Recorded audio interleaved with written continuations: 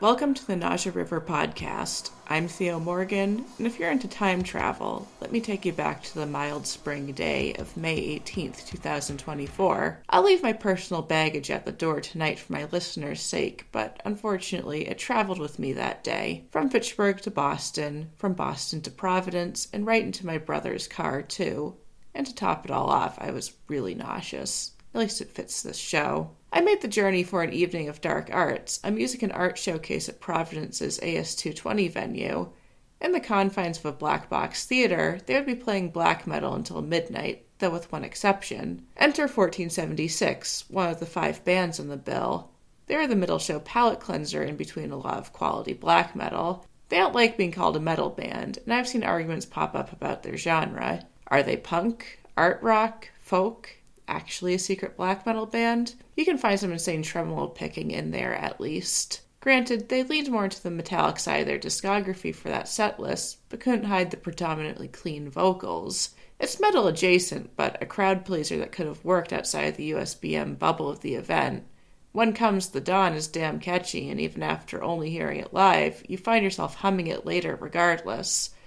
I didn't realize it was exactly what I was looking for at that moment. I blame their live guitarist, Nate, for charming me with his onstage presence. He often had this smirk on his face, and I couldn't really help but smile back a bit. And so you learn who always has your back in your darkest hour. So, who are you? Oh, I'm Robb from 1476 and Monastery. Um, yeah, we're based out of the Salem, Massachusetts area. And I don't know, I guess in 1476, I write basically everything. And in the studio, it's usually just myself and the drummer, and we record everything ourselves. And, you know, we have a live lineup. They are actually like I don't want to say they're live members. They are actually members of the band. But I'm basically like the sole songwriter, producer, engineer. Um, yeah, and I I guess that's pretty much it. That's who I am. Meet Robb Kavjian, the main man behind 1476. The band has always been my first tier of podcast interview goals, so it's surreal to have it actually happen. Surely it means Yanni from Grotesqueries is next. But this is Nausea River, and this wouldn't have happened without a recent live show, so let's talk about it. On October 20th, 1476 played at Ralph's Diner in Worcester, and it's probably good that I was already a fan of them. It wouldn't be their fault, they performed well. Instead, it comes down to location. Ralph's Diner is not an immersive spot that plays into the autumnal atmospheric tendencies of US black metal, and of course what Everset 1476 is. But their friends at Abaddon Booking moved forward, and I'm sure every band wouldn't bite the hands that feed them gigs. 1476 sat in between Dysthymia and Burial Oath. Dysthymia, a local depressive black metal band, were also the first act for an evening of dark arts. They are friendly enough with me to potentially listen to this podcast, so hello. You are wonderful, friendly people with big hearts, but it was really weird seeing you all in a fully lit room. And Burial Oath are a black metal band from Cleveland. I liked them a lot more live than recorded, so I'll revisit that stuff, I promise. At that point, they were still recovering from having some of their stuff stolen while on the road, so I talked with their drummer at the merch table, and he's a sweetheart. I was more confident as a 1476 fan that time. I knew most of the songs they played and felt special for it, but again, weird band to see in a fully lit room, even if they weren't playing songs about depression and suicide or smearing charcoal over their faces. Somehow, I ended up with a set list with half the titles being the song's working titles instead. It made me more curious about their thought process. Before I played the rest of the interview, there are a few warnings. Robb's sound during the interview was impeccable, but I was recording from the imperfect location of my parents' basement. You will hear the furnace. You will definitely hear some of our collective 5 yappy dogs. You might even notice they had to record with my mic off to the side instead of in front of me. On the other hand, Robb doesn't waste any time or give me the room to, and I'm able to present an almost entirely uncut interview. Great for a busy week if you ask me, so sit back and enjoy. Okay, so I first discovered you guys actually pretty recently. It Oh, was okay. through the Evening of Dark Arts show in Providence this May. Yeah. Yeah. Yeah, I was I was actually having like a really bad night, and Mhm. for some reason, your set is the one that put a smile on my face, and I'm like, I get to Good, listen to this, and good. I'm happy to hear that. I at least had In Exile on repeat for a while. Cool, Uh, cool. Thank that you, was thank you, one good album. thank you. I appreciate that. Yeah, so as a newcomer to the 1476 story, I'm wondering how did it all start? Oh, okay. Well, basically the drummer and myself, Neil, his name's Neil. Hmm. We had played in some previous bands before that didn't really work out or anything. And when that ended, he wanted to start another project with me, and I didn't really want to do it. I had such negative experiences in the past that I was like, I don't even know if I want to be in a band again. Um, but he kind of kept hounding me to do it. And then one day I like literally had a dream about the band, and I had a dream that I ran into one of my old school teachers, and I was wearing a hat that had a 1476 logo on it. And he was walking his dogs at this place like near where I grew up and like in Boston. And he was like, "Oh, what's that?" And I'm like, "This is my band." I'm like, "This is what I do." And so I woke up, and then I had the sort of conceptual idea, like I knew what I wanted to do conceptually for the band. And I called Neil up and said, "Okay, like I'll do it, but if we do it, this is what it's going to be called, this is what the logo is going to be, and this is my idea for the project." And then from there, that's it turned into a million different things, but ultimately that was sort of the beginning. And we had some false starts. I guess the main idea behind 1476 has always been to do what we want at any given time, regardless of the state of any music scene or music industry or genres. Like, we don't care about fitting into a specific style of music. And it kind of operates from this place of, as long as we're creating from a pure place, then everything should kind of work. It should all be cohesive and make sense. And I guess it's debatable if that's true or not. I mean, there are definitely, In Exile is a good example. Like, we definitely have gotten reviews where people don't understand it or don't know what to make of it because they hear like a bunch of different music styles. But to me, it makes sense to me. And Yeah, I think you as an know, album, it yeah, makes a lot of sense. I don't think it's a stretch. I grew up listening to a lot of music, like London Calling by The Clash is a more widely varied album than In Exile is, and or like the White Album by the Beatles is crazier Yeah, and pretty mainstream I could stuff. probably name a bunch of Opeth albums. Exactly. Yeah, Yeah. exactly. So, Although, yeah, instinctively, like I did want to make the Opeth comparison, but I went to your most recent show at Ralph's Diner with one of my friends who was completely in the dark about you. I said, I'm a big fan of 1476. Just trust me on this. He said he liked it, but he said, it's yeah, like heavy Bruce Springsteen. I'm like, that's oh no, funny. you're right.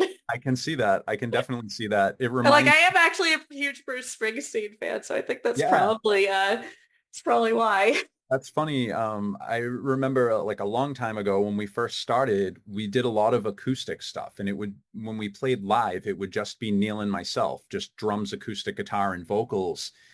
And a lot of those songs had that feeling, like bellowing vocals, like an 80s Bruce Springsteen song, and we used to make that joke too, like we're gonna put on like a Springsteen type of energy performance. So it's true, I get it. I get the comparison. Yeah, how long was that live setup for? Because in my travels, I do have a shirt from you guys I got at Yeah. the show in Providence, and it's the one that gets recognized the most out of Hmm. like all my band shirts for bands that, have much more, national and international acclaim.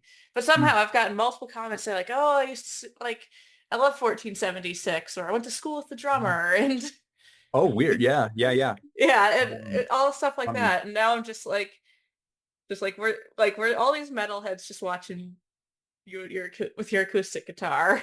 Yeah, it was weird. We kind of All right, so basically what happened is we were doing this acoustic setup back in 2010, 11, around that time. Okay, so you've been around for a while. Yeah, yeah, 2010 is when we released our first EP or whatever. And we kind of came from a punk background. Yeah, I was gonna ask about Yeah, that because it's sort of I'm not it real the music really works, but there is something about it where it's like it's almost metal, but like yeah, you approached it from a different direction. yep, yep. And I guess the way yeah, it's true. We kind of came from a punkish background, um, and we didn't have a band, so we just played acoustic. So it was kind of for utility's sake, we did that. It wasn't because we didn't want a full band or, we wanted electric guitars and everything Mhm. like that. And then we eventually just stopped playing live altogether and just focused on studio work. And we did that for over 5 years. So we ended up recording a lot of stuff and we made like 3 albums and an EP. And we also did other projects too outside of the band. And so we did a bunch of stuff in like a 5 year period, which would be our albums Wildwood, the EP, The Night Side. We did a soundtrack for an art show, which is our Edgar Allan Poe themed album. That's like Okay, almost so this all. is like the mid 2010s we're talking about. Yeah, this is like 'Cause I know 20. you were celebrating the whole Edgar Allan Poe album. I did give it a Yeah, listen today, and I'm like, I guess In Exile's more my jam, but it was good. exactly. Yeah, I totally get It's it. just different. Like I think it's good that you are able to follow a lot of different musical instincts. Yeah.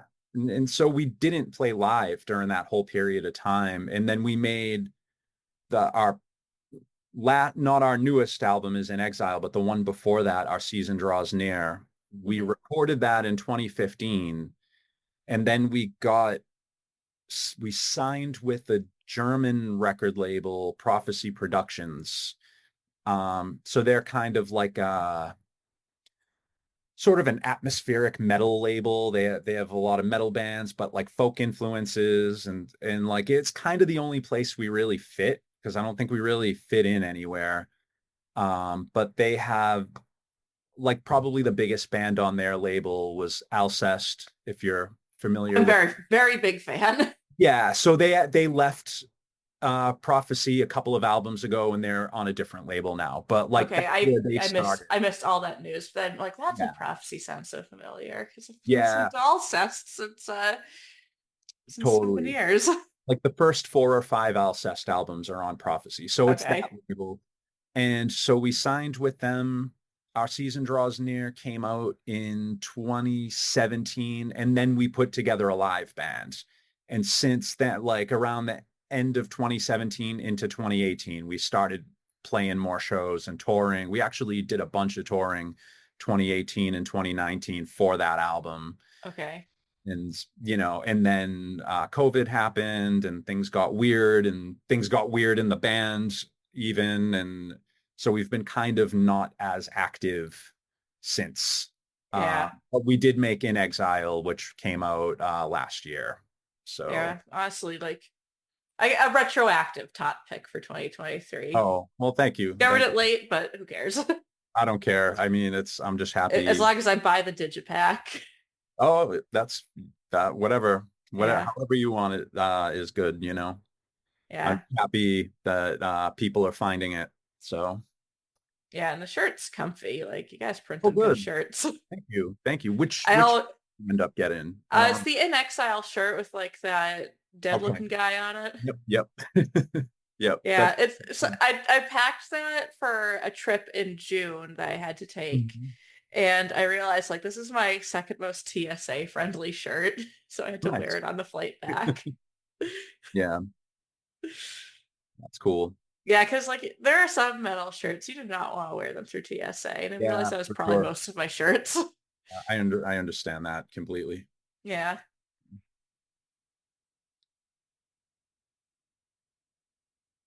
Now, what would you say your biggest influences have been for 1476? Now you said Bruce Springsteen, because I said Bruce Yeah. Springsteen. Yeah. You But know, like, I think my biggest influences for 1476, these are pretty all over the place, but I would say Danzig is huge. Uh, hey, because I his, know you guys I know repost all I post Danzig pictures of him all the time. stories. Uh, So Danzig, it puts a smile on my face. yeah, me too. Danzig and his previous band, Sam Hain, are huge Yeah. influences specifically on the band. The Clash, for me, like this is kind of like it's kind of like a crude way to say it, but in my mind, I always just wanted 1476 to kind of be like a metalish version of the Clash, to like kind of capture that energy. So, but aside from the Clash, their frontman Joe Strummer, after like later in his life, he had a project called Joe Strummer and the Mescaleros that was like very world music based. So that was a Huh. huge influence. It's really good. Yeah, that one did not cross my radar. That's Yeah, that they had three albums before he died. The second one is called Global A Go-Go, and that one's a huge influence. It still has kind of a punky edge to it, but it's basically all folk musicians playing that music, and it's so good. There's a darker like crust punk band from the early 80s from England called Amoebics. Amoebics is a huge influence, Mhm. especially I've never been a huge fan of when bands break up and like reunite decades later, but they did it in 2010, I think, and they released an album called Sonic Mass, and that album is like a huge influence for us. Like that's like I feel like a lot, especially in Exile, a lot of it is like it's just worship of that album. Um, the Smashing Pumpkins are a huge influence as well, particularly some albums they made in the mid to late 90s.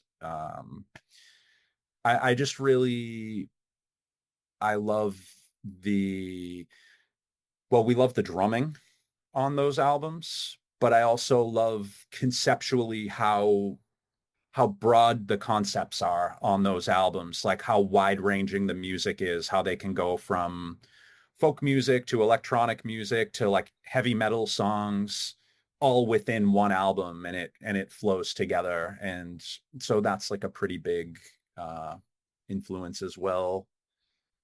I think those are kind of the main no, and I can like see every think of single offhand. one. Yeah, it's Like weird.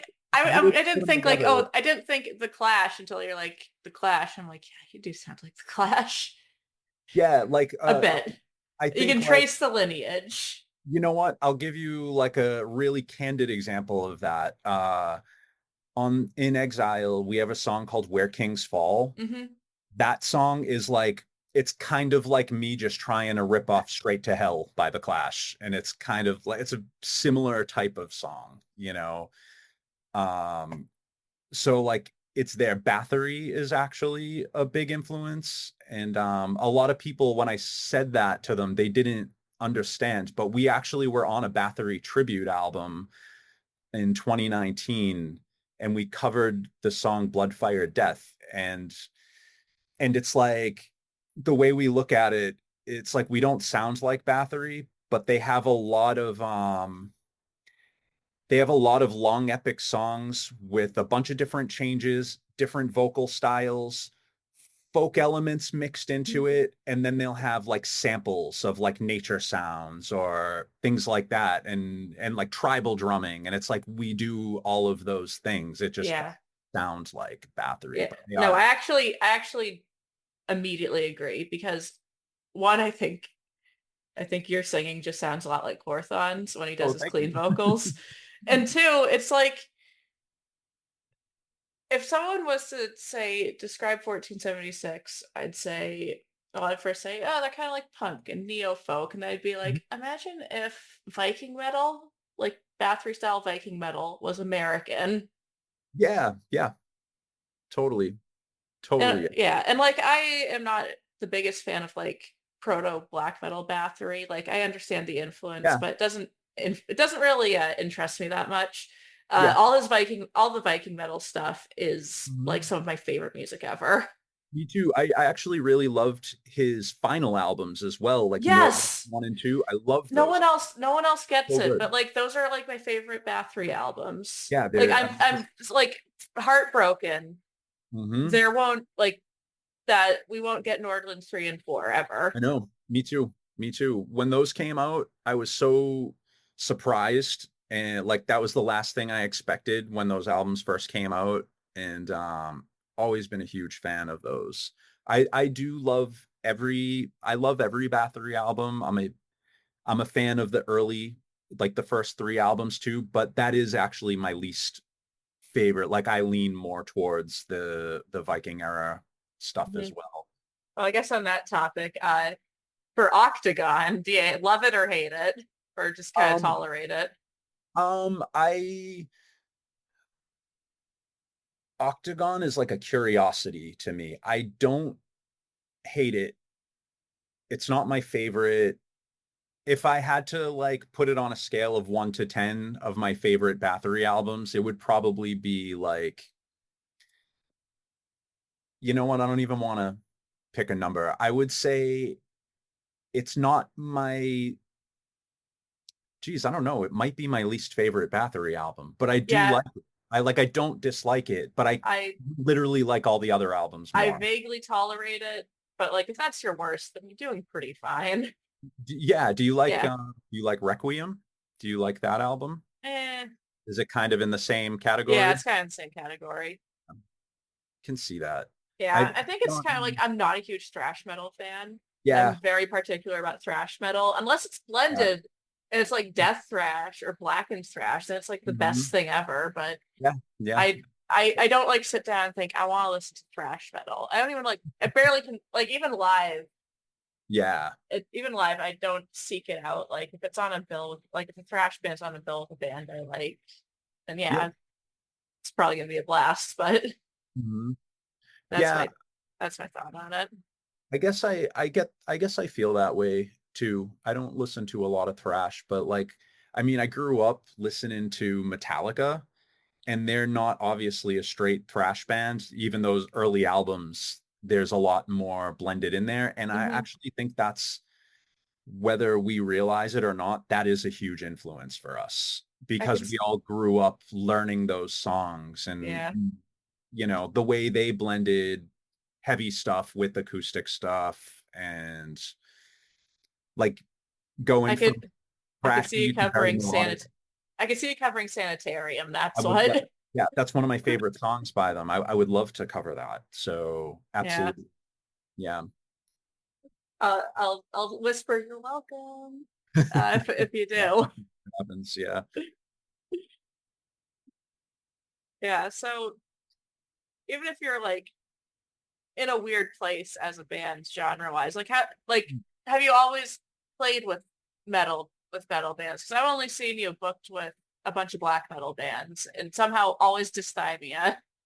Yeah, yeah, that's kind of a new thing for us, I Okay. guess. Um, it's strange. We don't really fit anywhere.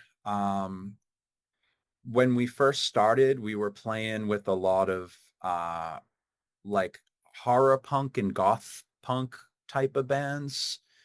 But we obviously, like, we kind of didn't fit in there. We've played when we were touring for Our Season Draws Near, we were playing with a lot of stoner bands and like doom metal bands. Some of them like really heavy, crushing, loud. It's like we just didn't belong there. And so it seems like lately is more black metal is where we're being like kind of filtered into. Yeah, you So do like one tremolo pick on an Exile and they come yeah. flooding in. And then that's the thing, like we used to try to tailor our set list to whatever was happening at whatever show we were playing. And just lately, we kind of just stopped doing that. It's like, I just want to play what we feel like playing. Like, we don't care about trying to sound like we should fit on the bill or whatever. And that's especially the one we just played in Worcester at Ralph's. That was like, we could have played heavier, faster songs with more blast beats or punk beats and things like that, but we just didn't want to. So we're like, we just play what makes us happy and not trying to fit into something. I don't think anyone really cares, you know. So Yeah, I mean, I kind of like it when there's a band that really that sticks out like a sore thumb on a bill. Like I think that's actually really I think that's really fun. Like one of my yeah. most anticipated shows this year is seeing Blood Incantation. Mm-hmm. Uh, and their opener is singer-songwriter Midwife, who like does this like dreamy, atmospheric like shoegaze pop. Yeah, It's yeah. just like that's gonna like I'm not even like the biggest Midwife fan, but I'm excited because like seeing those two together, like you're never gonna get another show like that. I'll be telling Yeah. my nieces and nephews. Yeah, yeah, definitely. Yeah, that's cool. Um, yeah, well, actually, the last time I saw Alcest in Boston, like whenever I've seen them, they've always played with random bands. It's never like one style of music. I think when I saw them, like Emma Ruth Rundle opened for them the last time I saw them. That was probably like almost 10 years ago now. Yeah, they're coming back to Boston in February, and that's Yeah, me saying like, okay, this is my time. yeah, I'm And looking. also I think their last album was just really good.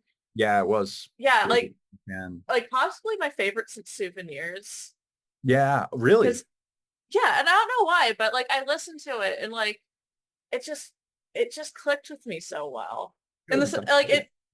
it even though it's pretty different from Souvenirs, like nothing is going to replicate that feeling. Yeah, yeah. Like because that was back when shoegaze and metal was like no one else did that. Yep. Or at least not Absolutely. many at least no one that really made waves in the scene. Yeah. Yeah, And it was totally. and it also was pretty controversial. I remember a lot of negative like I was big into like the Yeah. reviewing People side of hated that. things and like there are so many haters and I'm like, but if it's controversial, it's probably worth listening to. Yeah, yeah, Even for if you sure. hate it, you have Yeah. you have an experience. Yeah. Oh, that's interesting. I never talked to anybody who who has Souvenirs as their favorite, but I definitely see when I listen to their new album, there's subtle hints of that tucked into that music in the new album. I'm like, yeah, I definitely hear like a Souvenirs type of influence, especially in the opening track. I feel like I hear that. Yeah, I mean, keep in mind I was Um, 13 when Souvenirs released. That came yeah. at a very impressionable time in my life. Oh, it's an amazing album. I'm a I'm basically I love all of their albums. I'm I I'm not a huge fan of Kodama, but I don't dislike it. Like it just didn't click with me. But everything else has before and after. Yeah, So they definitely have one of the most solid discographies of any yeah, band. absolutely. Like if your Absolutely. worst album is amazing, it's something like you're Yeah. doing well. Keep I think going. I think I was just surprised after Shelter when they made Shelter, and I really loved that album. And if you read interviews with them at the time, they were saying things like they're not gonna go back to playing metal again. Like that they're done with metal and they're I going, remember that. yeah, and they were going in a total shoegaze direction. So when Kodama came out, it kind of felt like a step backwards to me. And it's like, oh, it made me feel like how divisive Shelter was, like the weight of that bothered them, and they're like, okay, we just have to like kind of make people happy and go back to metal. I don't know if that's true, but that's how it kind of felt to me as a fan, and that album has never really clicked with me since Yeah, then. because I like Kodama a lot, Yeah, and I think it was the opposite thing. Because I wasn't knocking on their door being like, growl again. Yeah, But like, yeah, I was thinking like, oh, I liked the black metal elements. That's mhm, sad. But like, whatever you want to do. And yeah, like then I heard some more than what I heard like they were still including that. So I'm like, oh, great, my prayers were answered. yeah, Yeah, it's like, but I think that they're very good at both styles. Like I don't, and absolutely. I had other friends who are like, yeah, I just want them to go in the shoegaze direction. Like they Yeah, get, I know people like that too who yeah, and only. like it was even like like even people, even friends I had who were diehard metalheads are like, Alcest shouldn't be a metal band. Yeah, You know what? That's fine. you know what? I guess how I felt was everything they did through Shelter. Each album was like its own unique experience. Hmm. Each album had a very distinct. It had its a very distinct identity, and then they did Shelter, which obviously has its own unique characteristics as well. But when they did Kodama, it felt like they were just kind of rehashing ideas from earlier albums. It didn't feel like a new direction to me. Yeah, that's fair. And that's not even a bad thing. Like, I'm not knocking them for that. Like, it's their music. They're entitled to do whatever they want with it. But I think I felt spoiled by just how each album leading up to that was like a completely different trip, but still felt like them. It didn't feel like a different band. But like that said, like the follow up to Kodama, Spiritual Instincts, like I really love that album too. So and the new one I love as well. So I think I think for me, Kodama is the kind of album like I'll probably love it further down the road. Like I don't know. I Yeah. I want to love it, you When know? Alcest breaks up and you realize that rehashed Alcest is better than none. Exactly. Yeah, exactly. But no, their new album is incredible and beautiful. So very excited to see where they go next. And I'm excited for the show too in February. I can't wait Oh, are you to going to? definitely. Yeah. Oh, nice. Yeah, because I haven't seen them since they toured for Shelter, actually. So Yeah, and like very long time. yeah, and like 10 years ago I was a broke college student. I wasn't seeing anything. Yeah, I get it.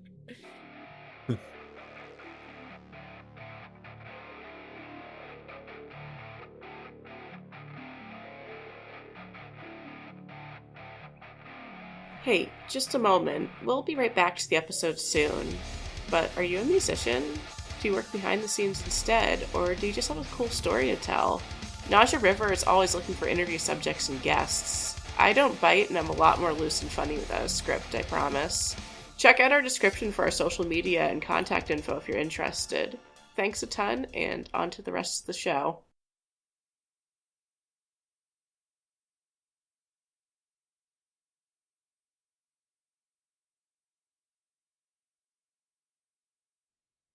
Well, speaking of futures, what do you think? Well, I think the first thing I wanted to do, I tried to do my research for interviews. I know you have side projects. Yeah, yeah. Still didn't listen to them.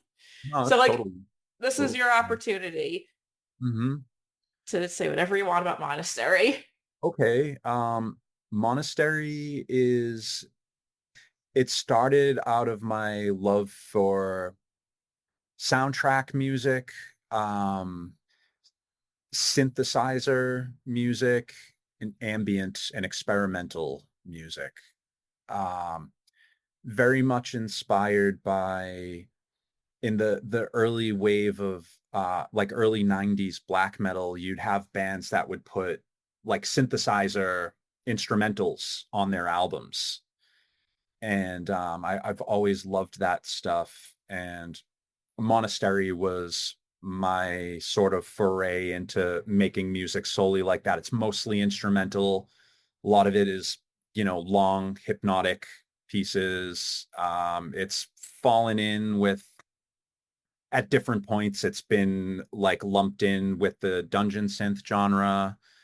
Um, but it's definitely very, if you're familiar with the group Coil, it's very Coil inspired, very, there's elements of like Mortis, Current 93, like John Carpenter's synth work and soundtracks. Like Okay. it's a huge, Oh, huge you said inspiration. Mortis and John Carpenter.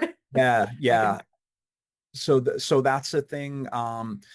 Conceptually, basically the way it works is there's music, all the artwork is, I always wanted to make like really beautiful physical versions of the albums with beautiful artwork. And a lot of it is, it's all just celebrations of artists or art movements that I love. So in the liner notes of the album, it'll actually have like a biography of whoever is the painter of the artwork, or like if it's based on an art movement, it'll talk about the art movement itself and why and how that ties into the concept of the album and things like that. And usually there's lyrics. A lot of the songs don't have vocals, but I do write like a set of lyrics for each song to kind of give like a sort of like a context for the music or whatever. So every song is like, I mean, every album has like a concept or a theme behind it. And so, yeah, so that's basically that. October, like, well, it's November now technically, but it's been about a year since the release of the last album called Black Moon Peons. And that's definitely like a Halloween season type of album. I would say that's the most overtly John Carpenter and Mortis inspired album I've made. It's a lot of occult themes in there. There's a lot of little musical Easter eggs tucked in that are nods to horror films or like old television and things like that that are kind of tucked into that music. And yeah, and aside from that, I'm working on a new project as well, like outside of Monastery in 1476 that I'm hoping to launch some point, like hopefully early next year. I'm about to start doing like hardcore recording. I'm about to Okay. dive in this month. I have a bunch of stuff written and I'm about to like do like actually do it now. Okay. So I'm really excited for that. Do you consider yourself like a visual artist at all, or are you just like, are you just a yeah. musician? Yeah. I actually, yeah, I do. Lately I've been doing a lot of like kind of improvised charcoal art, Oh, but nice. I did a lot of pen and ink illustration for years, and it was extremely detailed. Like each piece would take me like 40 to 50 hours to complete, like large pen and ink pieces with all lots of details. It was very, I love the end result of it, but the process was too like oppressive. Like it's just like a lot of mathematics, measuring things out and gridding things out and stuff like that. And I did commission work for a long time and I just grew to hate doing it. So I stopped. I stopped doing commission work and I stopped drawing entirely for a few years. And only over the last year, I've started again and doing it with really fast improvised charcoal pieces. So I can kind of get away from that like perfectionist, 50 hours of work on one piece type of thing. So, but I do want to go back to that because I'm starting to like miss it. But yeah. That's Um, nice. so Yeah, yeah. because when you're talking about Monastery, like I'm not a musician, but I used to really like doing work in watercolors or Oh yeah. pastels or Mhm. colored pencil. And I know that I would spend, especially like as a teenager who had a lot of time, like Mhm. I'd just pop on my favorite albums and I'd be churning out like work. It's just like, I guess making music to paintings and art movements, that's the complementary opposite to that. And like, that bit resonated with me. Oh, cool. Oh, that's Yeah. Yeah, definitely. I really wanted Monastery to be a project that was like it wasn't just about the music, it was equally about the visual aspects and the like the words that give everything context to just kind of make one whole kind of mixed media type of immersive Yeah, project. it would almost be like a good museum experience. Yeah, that's kind of like that would be like a dream, for Yeah. me to have that type of scenario for Monastery. But yeah, with that, I have 3 albums and an EP, and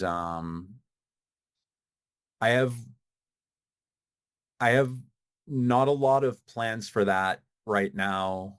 I do have one album conceptually that I want to make, but I don't feel like ready to start it yet. Like I don't feel like I'm in the right headspace to go into that project yet. But so either way, I'm working on like a newer project anyways. So and then once I feel like once I get this new project recorded and wrapped up, then I'm gonna like really focus on the next 1476 album, which I do have some stuff written already, but I'm gonna like give it full attention some point like later next year.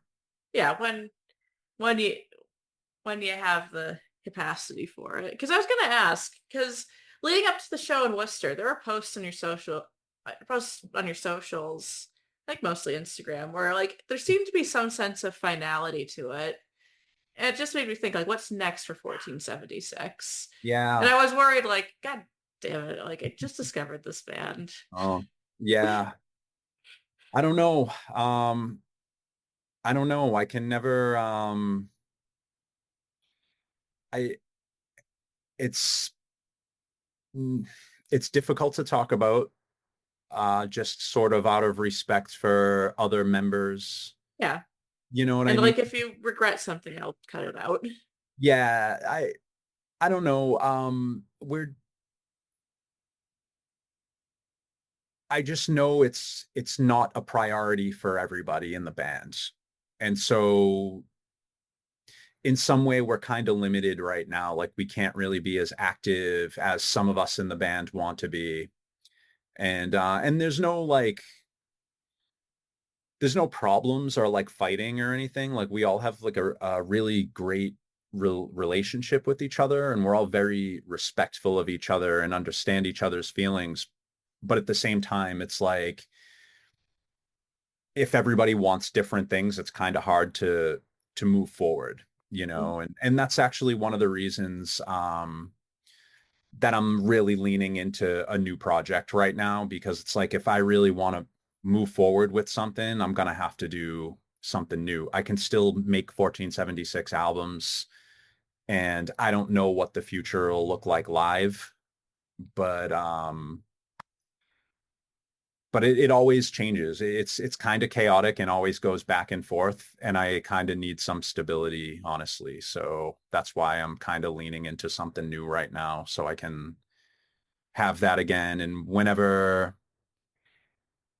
if everybody in the band was all in, I would be all in too. But I can't be all in if no one else is. I'm just kind of, my life is passing by. So, Yeah. It you know what I sounds like mean? it's just, average human stuff.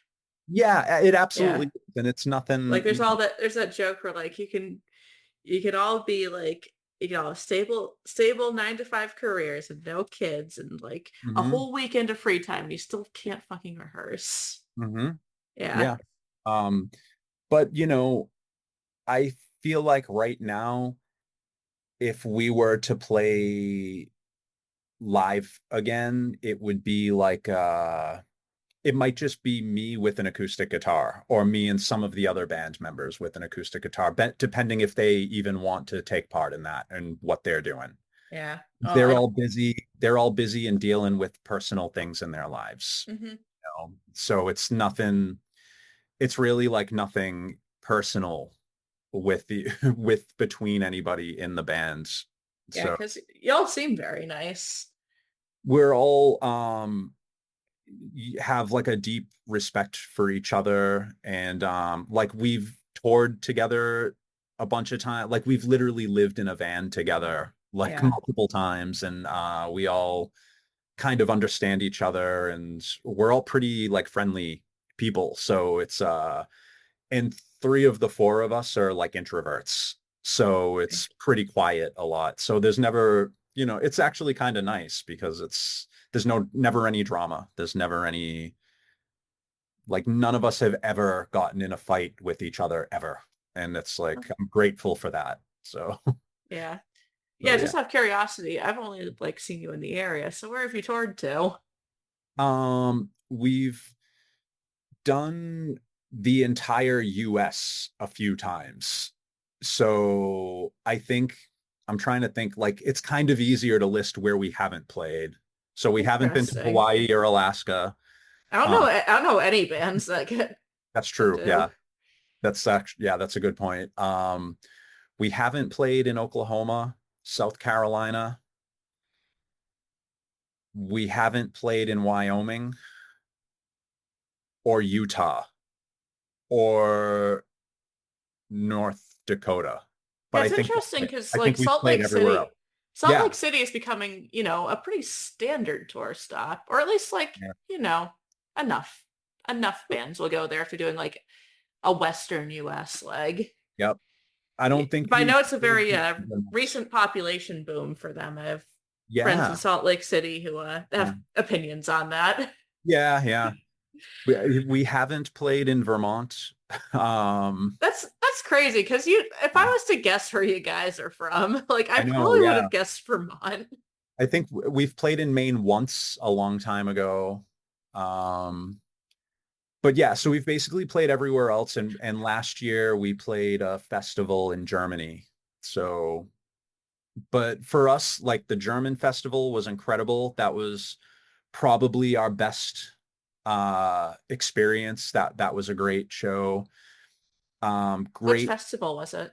It actually the label we're on, Prophecy, they have a festival called Prophecy Oh. Fest, and Oh. so they invited us. It's in a cave, so it's really cool. Yeah, it's really I love hearing about those cave concerts like in yeah. Tennessee or Kentucky. I didn't know other countries did them too. That's Yep. because like going to a cave concert, that's kind of on my bucket list just because it's it, like how does it sound? Does the sound like It is the was sound good? surprisingly good. I was terrified. I thought it was going to be a nightmare, but it wasn't. It actually sounded really good. Um, Yeah, yeah, I'm worried it was like I'm gonna great go to a experience. cave concert. It's just gonna be a gimmick and it sounds like mud and my phone makes it sound even worse. Sure. I mean, I can't speak for other caves, but that one in Germany was spot on. It was really good. But that was good for us. Like great spots for us were Chicago. We've played Chicago 3 or 4 times, and whenever we've been there, it's always been amazing. LA was amazing. Actually, anywhere we've played in California has been amazing. Texas has been good, particularly San Antonio and Austin. We played in Minnesota once in St. Paul. That was awesome. I love Denver, the Twin Colorado. Cities. Yeah, Denver, Colorado was always amazing for us too. So we definitely have spots that are really good for us. And then other ones it's kind of hit or miss. You don't know what's going to happen, but yeah, so that's kind of everywhere we've played. Florida, some good spots Yeah. there. So is Germany the only international one you've done? Yeah, that's the only international one we've And done. this is so and that's like when was that? That was a year ago. Okay, so I'm I don't want to this one's gonna be a little weird, but like I have an interview that I'm trying to get with an international band who Yeah. was supposed to tour the US and uh spent a lot of money in the visa process only to be denied. And That's I'm terrible. like, this is good. I have the opportunity to do some investigative journalism, but I want to know what the costs are from the other side of things, being an American, like being able to play a show in Europe. We didn't do any of that. And Oh, I don't know if it's because we weren't going on a tour.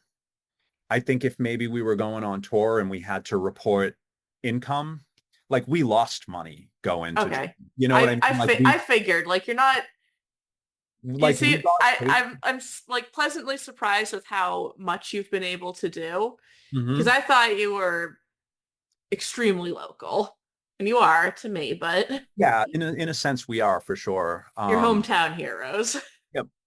But You know what? I don't even know. Like I don't know if I can say that because we don't really draw at home. We like when I was saying like, oh, when we play in Chicago, it's awesome. We play in mhm. California, it's awesome. We don't draw well locally. Um, we Interesting. draw Yeah, better because in other parts of the country. So New York, that's yeah. that's interesting. Yeah, it's been kind of frustrating actually, you know, because it's like it's actually difficult for us to play locally. And the two shows you saw us at were Hmm. put together by the same promoter, Yeah, and he like put us on good shows, you know, and so it's really like those are some of the best local shows we've ever played. If you consider Providence local, I mean, where it's a different state for us. it's for me. It's pretty local. I actually was like motivated to do it because I'm like because my brother lives there, and I'd be like, well, it's a bit of a hike, but I have Yeah, a place to crash. yeah, And that all was he one of could the first say was, shows we've AS ever played. 220 has concerts. Yeah, yeah, Yeah, and and like for Abaddon booking, like they were advertising to me real heavily, but I think yeah. my algorithm is probably really messed up too. Mhm. Like I think the all seeing I meta knows like I love metal, I love Yeah, weird stuff, I love live shows, I love places I can get to by train. yep, You yep, know, totally. they're like guess what? Yeah, And they probably and for the province show, they're also like, oh, you like Obsidian Tongue? I'm like, yeah, I yeah, do. That's what I went for them in Fall of Ruros, yep. and I came out a fan of you guys instead. Thank you. Thank you. That's Well, they did a great. Those two bands, every band there did a great job. yeah, it was an awesome show. It It was was really a perfectly set up show and everything about it. It was one of the best experiences we've had live, actually. yeah, like whatever they did Deus 220 in there, it was like this. It was very immersive for what like is honestly kind of like a small storefront. Yeah, yeah, yeah, totally, totally. Yeah, I had never been there, so I was surprised when I saw it. But I've always seen literally through my whole life, I've always seen flyers for that place, like for like big hardcore shows and stuff like that, like back in the Yeah, I think it's 2000s. yeah, it does seem to be mostly hardcore shows. When I asked my brother about it, he's like, they do a lot of arts and they do like a lot of dance and like performing arts and stuff like that, but not Hmm. really music. And he's, you know, he's lived in Providence since on and off since 2018, so he's Yeah, I do trust his word on that. yeah, for sure. You know, he's a young fella trying to do fun stuff around the city. Like I'm sure he doesn't just overlook things. Yeah, for sure. But Yeah. yeah. And no, I didn't show him your music, but I showed my dad In Exile, and he's like, "Oh, this is really good." Thank you. That's great. Yeah, you know, he's like an aging old punk in his 60s, Yeah, yeah. and he Oh man. does listen to the podcast. Hi, Dad. Hello. Oh, that's cool.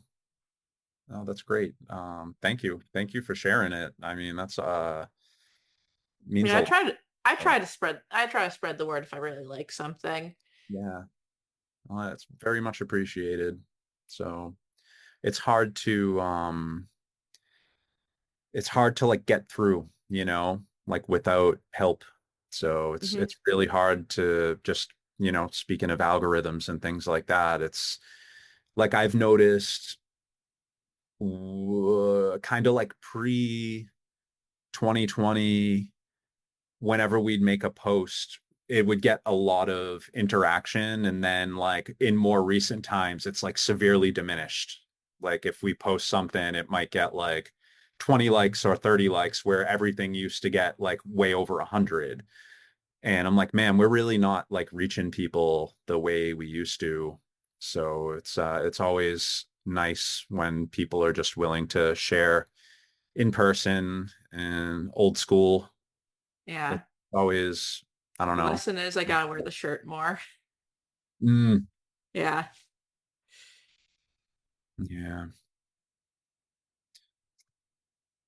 But yeah, I And don't my know. yep. And my last question, very simple one. Hmm. For your live musicians, I know Nate is your guitarist. Who's the Yeah, bassist? George. George. George, yeah. Okay. They're both great. Nate and George have Yeah. been like with us since 2018. So like, once we started playing live regularly, they joined up with us, and um they're just great dudes that are just super, like Neil and I are kind of like, we can like go dark pretty easily. Like we're definitely prone to like depression, and and definitely like pessimistic a lot, but the two of them are just like even all the time. They're always in a good mood. They're always ready to have fun. And especially like when you're on tour, like sometimes really challenging things can happen. You can end up in bad situations pretty easily. And they've always been super reliable, calm, and level-headed no matter what happens. And they've always